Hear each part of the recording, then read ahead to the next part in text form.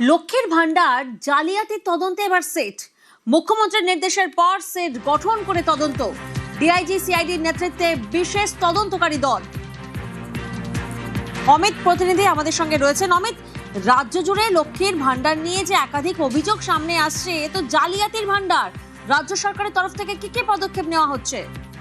মুখ্যমন্ত্রীর নির্দেশের পরই রাজ্য পুলিশের যে হেডকোয়ার্টার রয়েছে সেখানে সিআইডির তরফে ইতিমধ্যে ইনভেস্টিগেশন শুরু করা হয়েছে এবং সিআইডির তরফে একটি স্পেশাল বা বিশেষ তদন্তকারী দল গঠন করা হয়েছে। ডিআইজি সিআইডি নেতৃত্বে দল তদন্ত করবে এবং একই সঙ্গে যেহেতু মুর্শিদাবাদ ও বহরমপুরে রবিকুলকে যেহেতু গ্রেপ্তার করা হয়েছে এবং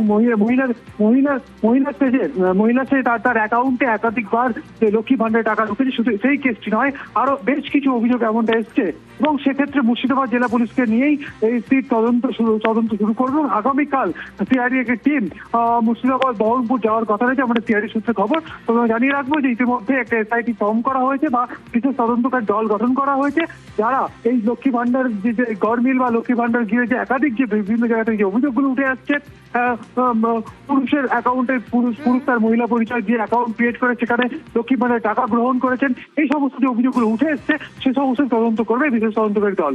বেশ। তৃণমূল আমলে বহু সামাজিক প্রকল্পে দুর্নীতি, লক্ষ্মীর ভান্ডার, বাংলার বাড়ি, খাদ্য সাথীতে দুর্নীতি, রাজ্যের বিভিন্ন প্রকল্পে ভুরি ভুরি ভুয়ো উপভোক্তার হদিশ। প্রাতিষ্ঠানিক দুর্নীতির অভিযোগে তদন্ত কমিটি তৈরির কথা জানান মুখ্যমন্ত্রী। ইনস্টিটিউশনাল করাপশনের ক্ষেত্রে কমিশন তৈরি করার কথা ছিল। আমাদের রিটায়ার্ড জাস্টিস মাননীয় বিশ্বজিৎ বসুর নেতৃত্বে আমরা এই কমিটি আজকে তৈরি করলাম। 1 জুন থেকে এই কমিটি ফাংশন শুরু করবে।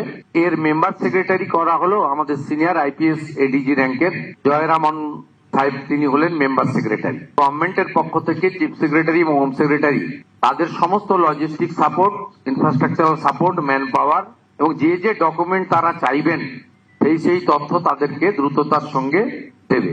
আমি আশা করব এই কমিটি তার ফাংশনিং শুরু করার 30 দিনের মধ্যেই রেকমেন্ডেশন গুলো দিতে শুরু করবে। সেই ভিত্তিতে পুলিশের পক্ষ থেকে এফআইআর লজ হবে এবং বিএনএস এর অন্তর্গত যে সেকশন আছে সেটা দিয়ে অ্যাকশনও নেব এবং গভর্নমেন্টের ফান্ড এক্সচেকার থেকে যা দুর্নীতি হয়েছে রিকভারিও করার চেষ্টা করব উইদিন আওয়ার প্রেজেন্ট অ্যাক্ট, মানে বিএনএস এর অন্তর্গত।